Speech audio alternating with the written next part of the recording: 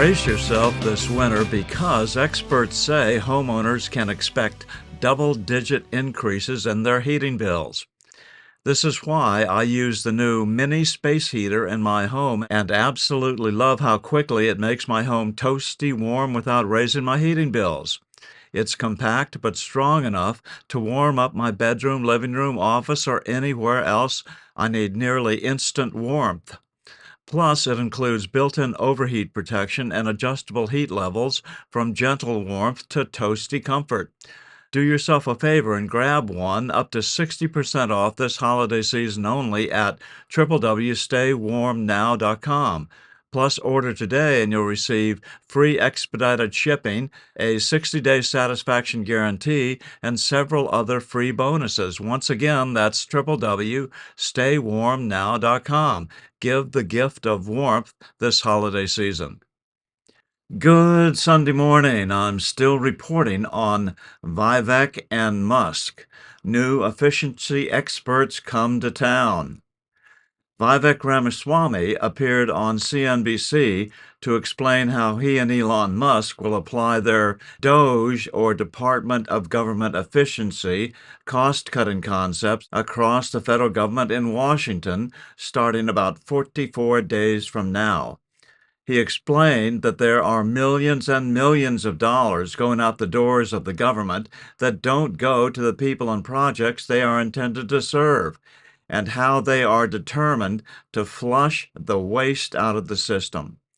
This is a very interesting discussion to get an inside look at a team that for the first time is actually going to do some serious cost cutting. CFOs, these are people whose jobs it is to balance budgets, and so who better to relate to what it is that you guys are going to be doing up on Capitol Hill? I wanted to just welcome you and start out with just a basic question, which is, what has President Trump told you about what his priorities are for cutting the federal budget? Did he give you any guidance? Well, first thing I'll say is I'm really grateful to President Trump for the opportunity, because I think it does take a different kind of president to prioritize this kind of project. This has been attempted before. Conservatives and even some Democrats have talked about for a long time the importance of downsizing the federal government, mostly just to the tune of rhetoric without a lot of action to go with it. And if you do something the way it's always been done and it's failed before, it's going to fail again. President Trump had the creativity and vision to set this up differently, to say that if you want a different result, you got to do this very differently. From the outside, you got two outsiders, Elon and myself. President Trump in many ways is himself an outsider as the president. And to be able to look at not just, and I think this is important to understand about the project here, not just about cutting cost, but about restoring true self-governance in America, where right now the people we elect to run the government, they're not the ones who actually run the government. It's unelected and even in many cases unappointed federal bureaucrats that make most decisions that impact everyday Americans, both through the regulatory state and even through expenditures that go out the door from people who were not elected and not even appointed by those who were elected.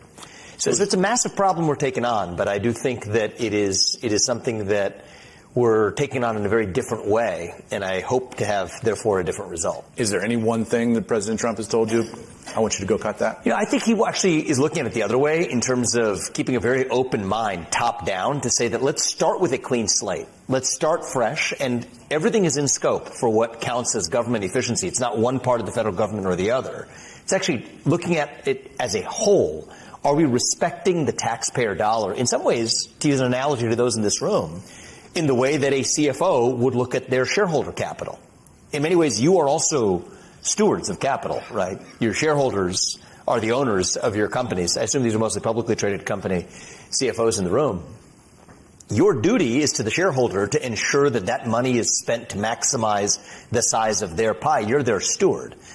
I don't think the people who have historically spent government dollars view themselves in that same type of stewardship relationship with the taxpayer, who is like effectively the shareholder of the federal government. And I think if you view the way the federal government spends the taxpayer money, and that was in a corporate context, that would be a fiduciary breach, hands down. I think the officers of that public company would at minimum be fired and at worst be civilly or worse in court over the dereliction of duty they owe to the people who have entrusted them with that capital. So I think that that's what this exercise is about, is to restore that sense of duty that the government officials, and in many cases elected officials, owe to their stakeholder, which is the taxpayer.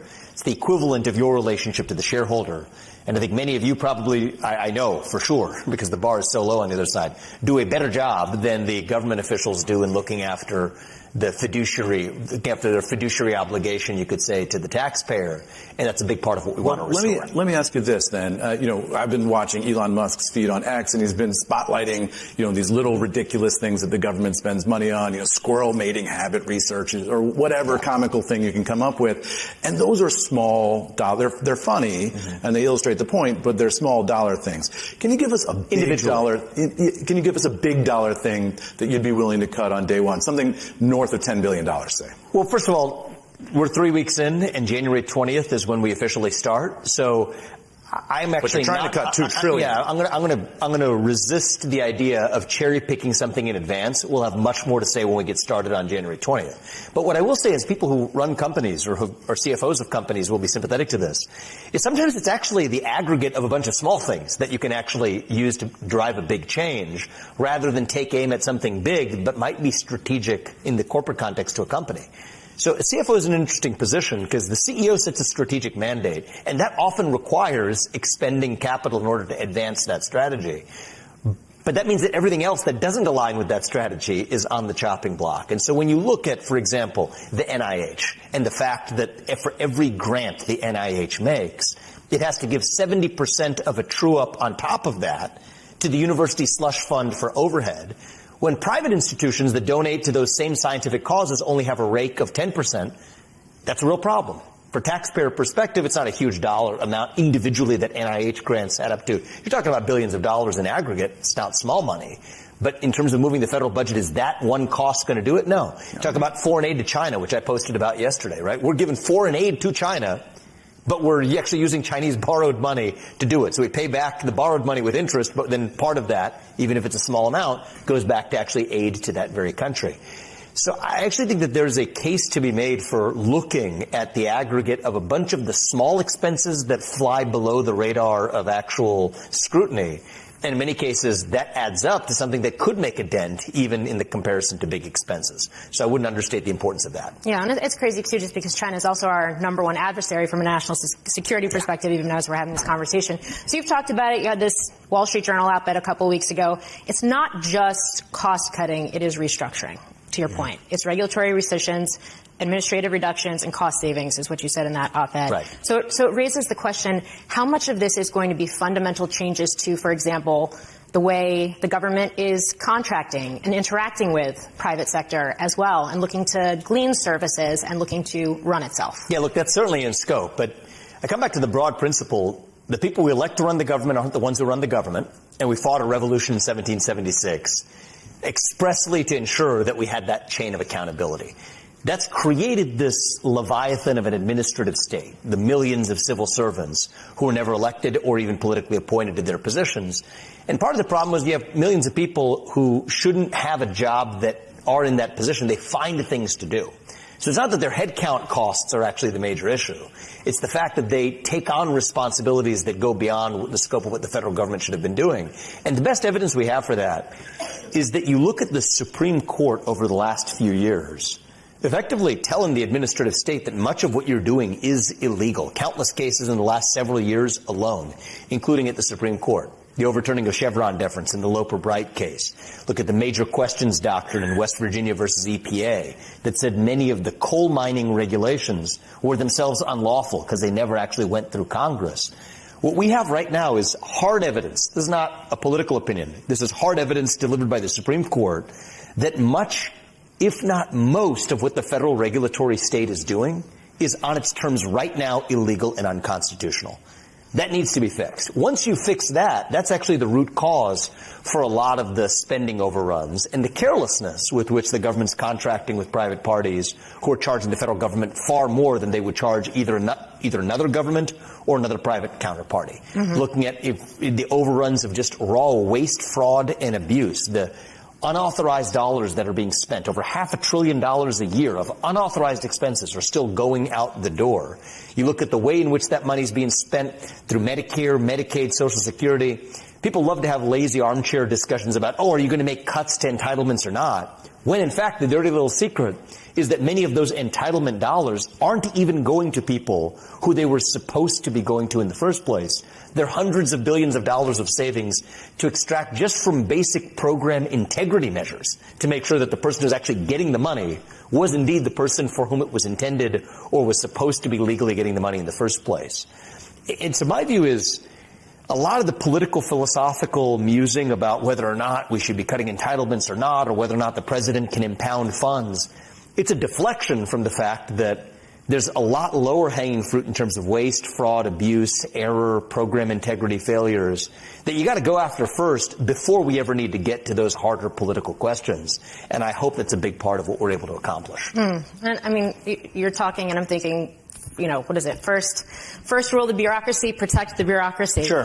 So it raises the question, because I think even just earlier this week, you saw 42,000 federal workers striking a deal to be able to continue telework until 2029. So when you talk about the Leviathan, how open are your eyes going into this, especially as you do have, for example, a lame duck president and administration right now who is taking certain steps, arguably, to put up roadblocks? Well, even without those lame duck steps, which I'll come back to in a second, this is a hard project. I mean, this is not something that is for the faint of heart. I think we are taking on something that we're going in eyes wide open to say good, well-intentioned, small government crusaders have tried to do this before and have failed not once but repeatedly. So I would say the betting odds going into anybody taking on the same project that somebody's taken on in the past before to say that somebody new is going to succeed, your baseline expectation has to be, from the outside looking in, pretty low.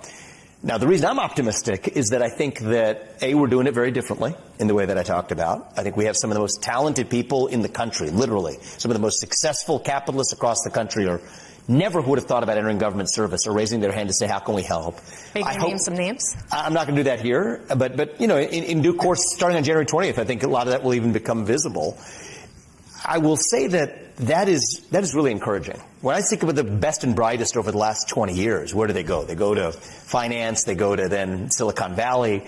Government and public service has not been a place where, especially of the younger generation, but even successful capitalists, to say that I'm going to actually view that as a place I'm going to have impact on the country. That's something I think that is actively changing in these few weeks before our plain eyes. So I'm optimistic. But the other reason I'm optimistic is that we do have a historical moment that's unique. Right? You have President Trump winning a popular vote mandate that a Republican has not seen in at least 2 decades. You've got a decisive majority, not just for a majority mandate, not just for incremental change, but for sweeping change. The voters didn't vote for incremental change. The voters voted for deep structural change. You think sweeping that with change? I believe that's what the voters. The popular vote total was relatively close. The president-elect swept. I think that is the mandate from the voters, combined with 2 houses of Congress, both under Republican control, and a 6-3 Republican, but conservative majority in the Supreme Court. And here, by conservative majority, I mean conservative of a small government majority that's 6-3 on the Supreme Court.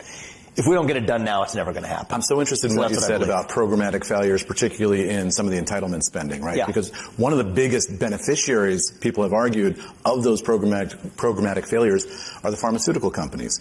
And you come out of the pharmaceutical industry. Do you think the pharmaceutical companies have been profiting too much from federal spending and from some of those programmatic failures that you're going to target? Look, I think that regulated industries, pharma included, often are the greatest beneficiaries of the failures of the regulations that bind them. And it's part of why I say in any... So are drug companies going to get a haircut?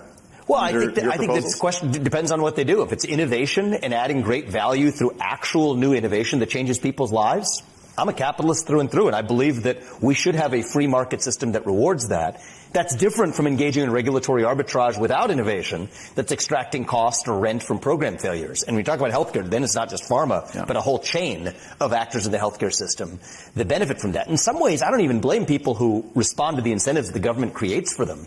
What I blame is the government that creates those incentives in the first place, and that's what we want to go in and actually fix. How are you going to deal with Elon Musk's conflicts of interest here? I mean, he's an enormous federal contractor. He's going to be deciding which federal contracts are good spending and which which are wasteful spending? If he decides that a federal contract for one of his competitors is wasteful, so how do you handle that? So look, I think that anybody who's offering, this applies to me, applies to anybody else in government too, is anybody who's offering recommendations, you should always have a skeptical lens to look at what are their motivations for making that recommendation. I say that's the best advice I'd give the public always. Be skeptical of when somebody's making a recommendation. That being said, apply that standard 360 degrees. What do we have today? You have regulators who are regularly joining the industries that they regulated. Is that a conflict of interest when they were making that decision as a regulator? Absolutely. So I would just say apply that standard 360 degrees. You apply that to the Pentagon also? But I absolutely apply that to the Pentagon, right? And I don't think defense contractors with generals on the board and that sort of thing? I absolutely apply that same standard. So I think that we need to apply that 360 degrees, and that's a good spirit to bring to the exercise. I don't think it should be a substitute for an actual debate on the merits, though. And I think in many cases, the debate on the merits in some ways is sidestepped through proceduralism. I don't want to see that happen. So again, I come back to this principle where basic ideas that we fought the American Revolution for. The people we elect to run the government should run the government. They owe their sole duty to the citizens of this country, not another one. Think about the use of taxpayer dollars in the same way that a corporate steward like a fiduciary, a CFO, would think about their responsibility to the shareholder, run the government in a way that looks at the taxpayer as a shareholder as well. I think those are basic principles that everybody agrees on, and I think everybody can also agree. I don't think even Democrats or Republicans alike would disagree with me on this. That is not the way the federal government is run today. So if that's the vision, it's clean, and we have a general, I think, unity across the country in those basic principles, and yet that is still not the way the federal government functions, then we have a problem. And that is the motive, that difference, that delta is the motivating raison d'etre behind DOGE. That is why this exists. And I think that's why it's important that we succeed. We've also done something that is unconventional for a government program. I think it was Reagan who famously said that any government-related program it's the closest thing to eternity on Earth is a government program. I think that we wanted to do things a little differently. We set a clear expiry date for DOGE. The last government program we wanted to delete is DOGE to delete itself on July 4th, 2026, which is the 250th anniversary of the Declaration of Independence. And we thought that there was no better birthday gift to the country than to restore a government of a small enough size that would make our founding fathers proud. And so that is a sense of purpose that guides us in this. And I think it is thankfully drawing some of the most talented minds who otherwise would have never entered the government. It's been one of the positive surprises of the last few weeks to see that talent magnet effect that this has had. So recruitment's going well. Sunny, one so true, I love you. It's going well, and usually, it's going extraordinarily well. It's actually shocked me. Usually, in my experience, and I've built multiple companies, I've been a CEO in the past as well, I am biased against inbound recruits. I tend to think that if you want to find the best people for a job, you have to go out and actually find them. You're always going to get some people who are good inbound, but it's a selection bias for let's just say, the lemons that find their way to you rather than actually going out and finding the best and brightest to fill your own role. That's the way I run my companies. Remind me to never apply for a job again. Yeah, well, I think it's just a general rule of thumb, right? I think here, that's obviously not the case because the people we are getting, there are no better people than the kinds of people who we're attracting to fill these jobs. And I think I've never been in a position like that before. And if anything, the difficulty is actually sorting through the tidal wave of talent that's thrown themselves at us to actually find the right places to deploy them. And that only becomes easier after January 20th comes around. I do have to ask about working with Musk because there's been palace intrigue. A report in CNN just today that before DOGE, you spent years, quote unquote, attacking Musk for ties to China, government funding for his companies. Your response? He and I've had different, all kinds of views that we've exchanged views on. That was all before I actually met him, though. He and I, when I first met, actually in our early conversations, that was actually one of the things that we ended up discussing, including on our first X Spaces together.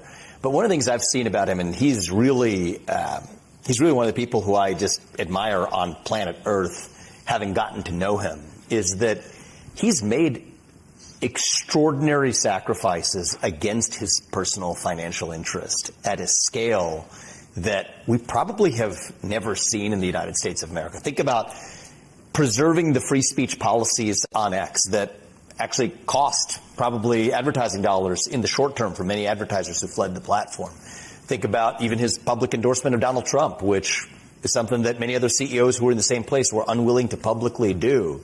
He is somebody who has taken extraordinary personal risk for a cause that he believes is bigger than himself, which in this case is the revival and the saving of our country. And so I respect the hell out of him. I have never been pushed more by somebody who I've worked with even in the short time that we've worked together.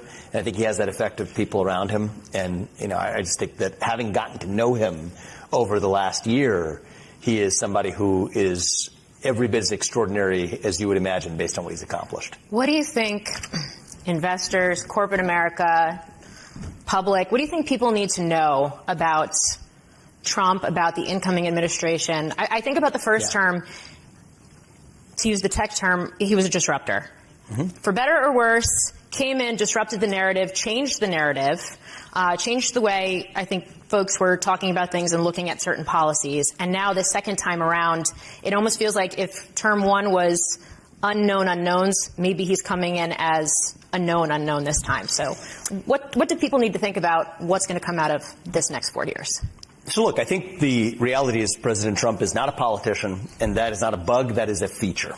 I think we require somebody who's willing to say just because it's been done this way for the past doesn't mean that that's the way it needs to be done for the future. But he's coming in with an experience base that is pretty unique as a U.S. president. Should we expect volatility again? Well, messiness? I think to the contrary, you actually can expect conviction in doing what's right for the country, all the way from personnel selection, all the way to early policy prioritization. I was listening to the discussion that you all had, or you were listening to on stage right before, which is a president who was also, Grover Cleveland, in a unique position of having been the president, then had 4 years, sitting it out, the ability to reflect on that experience and then come back for that second term. That's a rare thing in American history. And so this is a once-in-a-century opportunity that I believe we've been given. It is a great gift as a country to have been given a president who, obviously I supported President Trump, and and I stand by it to say that we had a growing economy, we had declining illegal entry into the country, we were not involved in major conflicts around the world, there were no major conflicts in the Middle East or Russia, Ukraine, and to say that those were 4 great years as a president. But what I believe is that this second term will even outshine that first term because of the experience that he and the people around him bring in a way that is rare in American history. And I do think that his creativity in thinking outside the box, I think, is going to be an attribute that helps the country. I want to go back to Elon Musk again for a second, because you talk about freedom of speech. And, we were discussing this issue of conflicts of interest. Elon Musk is somebody who has potentially enormous conflicts of interest regarding China, right? I mean, here's somebody who does an enormous amount of his business, is dependent on the Chinese market in many ways. He's said a lot about freedom of speech in this country. Has he said anything about freedom of speech in China? I think we're just talking about the revival of this country. The conflict of interest that most people have as CEOs is that they're not willing to actually say in public what they say in private. And even many people who supported Donald Trump, I know many of them right now, were afraid to say it until after he won the election, and now they feel like they have to say it in a delayed basis. Elon is a rare person who spoke his mind, not when it was easy, but when it was hard, in this country and in our hour of need. I think he was an essential part of the revival and mandate that we have. But do you worry that the Chinese government has leverage over him as he's making these kinds of important decisions? No, I don't. I've gotten to know him. To the contrary, I believe that he's somebody who's going to stand for what he believes is right. And I believe that that's something that actually gives me, it makes a great honor to work with one of the rare people in America who's not only a builder, but also has enough conviction to actually share what his viewpoints are in a way that gives other people the courage to do the same. And I think that saving this country is going to require that. I know we do have this culture of fear that's caused people to have fear of losing their job. Maybe, I don't want to speak for maybe many in the audience would worry about that culture of fear, even in corporate America over the last several years. And I think the beauty of this moment we're in is I think we can turn the page on that culture of fear of getting a bad grade for your kids in school, fear of losing your job in corporate America, to say that where we're going to get our country back is all of us starting to speak our minds in the open again. I think that's the permission that Donald Trump's victory, if I may say decisive victory, has given the country.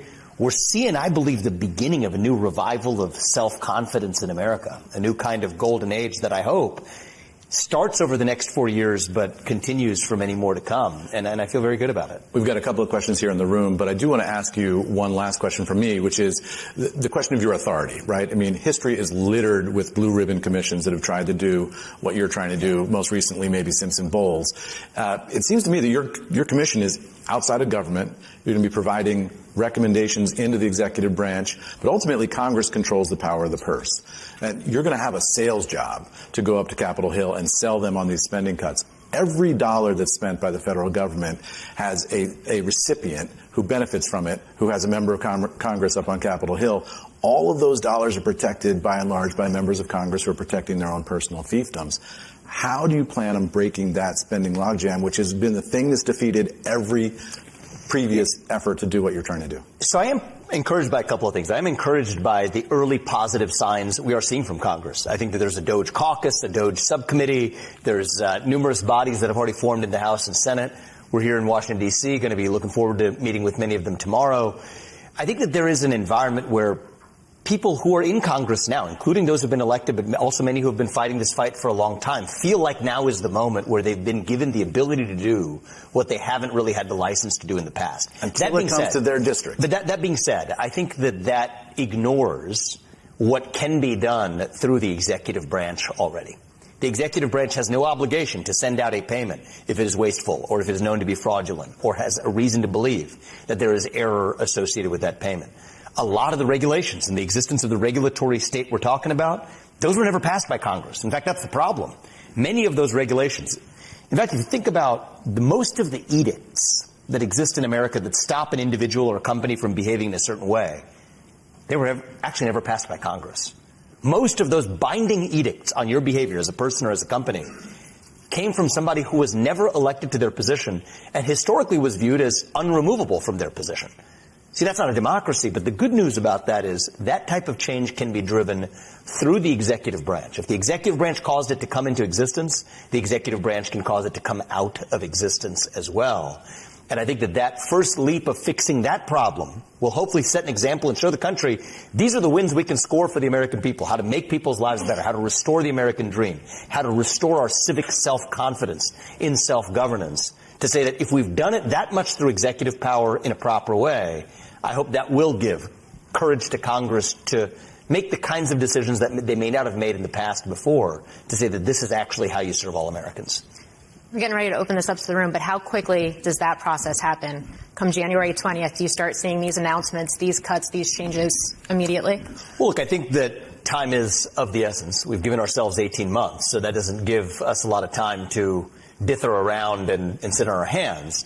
But I think we want to be thoughtful as well. You want to make sure that you are prioritizing what's most important, early wins you're able to score, demonstrate the effects of that, build on that to then go further. So I think we want to be logical, measured, yet aggressive at the same time. Okay. I'm still reporting from just outside the citadel of world freedom. Good day.